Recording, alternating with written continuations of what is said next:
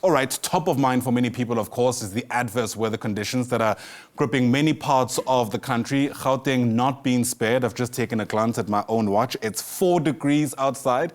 I've never been more grateful to be under the studio lights that we have here at Studio 9. But let's make sense of what actually is taking place on the weather front. Take a step back for you as we try to understand what the rest of the week also might look like. Our SABC News Meteorologist in studio is Mduduzi Mthembu, who joins us now for a sense of what on earth is happening. Dude, that's the question I have as a start.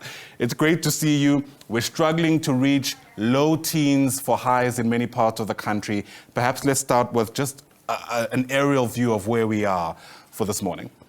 So, Ayanda, as you can know as well yourself, that it is the time of the year which is the peak of the winter season, and we are affected by cold fronts in this part of Southern Africa, in South Africa, developing from the southern oceans, moving over to the Western Cape, and then moving over into the interior, and then exiting over the east coast. So what we are currently being affected by here in South Africa currently is a series of cold fronts, which will also give us some cold weather conditions that will persist for most of this week, and then we're only expecting weather to start recovering going to the weekend. And for this morning, we did see very cold temperatures over most areas in the central interior, including here in the Gauteng province. Johannesburg went down to a minimum of -3, but the coldest temperatures that were recorded in the country today were over the central interior in the Free State, Bloemfontein and Bethlehem dropped to a minimum of -9, and as such, the temperatures are recovering slowly as the day progresses, but we will hardly reach the lower teens for today. Sure. All right. So it's really been interesting. I can see Sutherland there is at -6 degrees, which my heart goes out to the people of Sutherland. -9 in Bloemfontein and Bethlehem. You're absolutely right. It seems most of these cold fronts, though, begin around the Western Cape and sweep through into the middle. Is there any specific reason for that, or is just typically how they move in the Southern Hemisphere? Yes, that is how the cold fronts move. They all move from the west. There's never a cold front that would move from the east to the west. They all move from the west. In fact, what is currently happening is the exchange of heat over the globe. So warm air moves further south, and then the cold air now replaces the warm air further north. And then because of our position as a country in the mid-latitudes, we are affected by these cold fronts, which is a drawing of moisture from the Antarctica in the south, and then it moves over into the western parts of the country. And as it moves further east, it does lose the coldness or the intensity of the cold front because of the friction over land. And then, as you know, we get most of the rainfall in the Western Cape during this time of the year as those cold fronts are moving in. But as they move into the interior, we usually do also get rainfall in the interior, cold weather conditions as well as typical for this time of the year. And then they exit over the eastern parts of the country.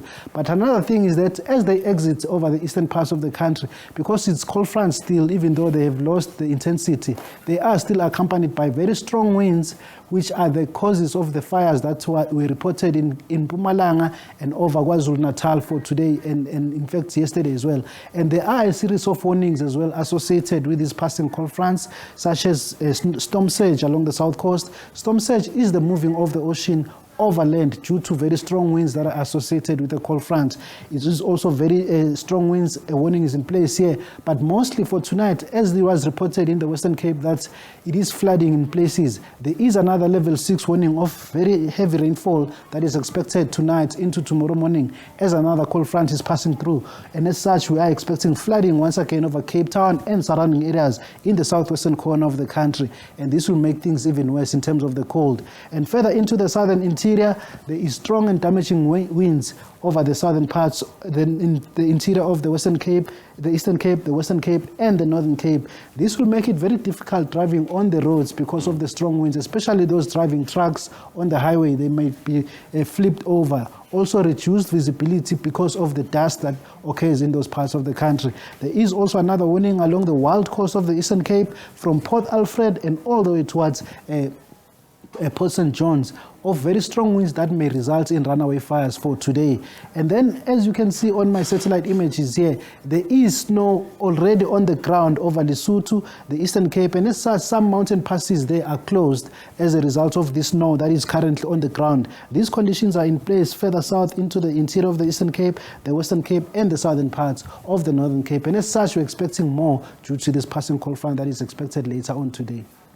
All right. So, I mean, I guess the main question for many people who are also asking is how long this is likely to persist. I mean, we've been told in the Western Cape, for example, that the heavy rainfall may last for much of the week, but the situation may start to improve in the interior in places like Johannesburg. Yes, we have another cold front that will make landfall tonight. Yeah. And then the last one out of this series is expected tomorrow afternoon. And then from there onwards, we can expect the weather to start improving. But because we are in the winter season, the improvement will not be that significant.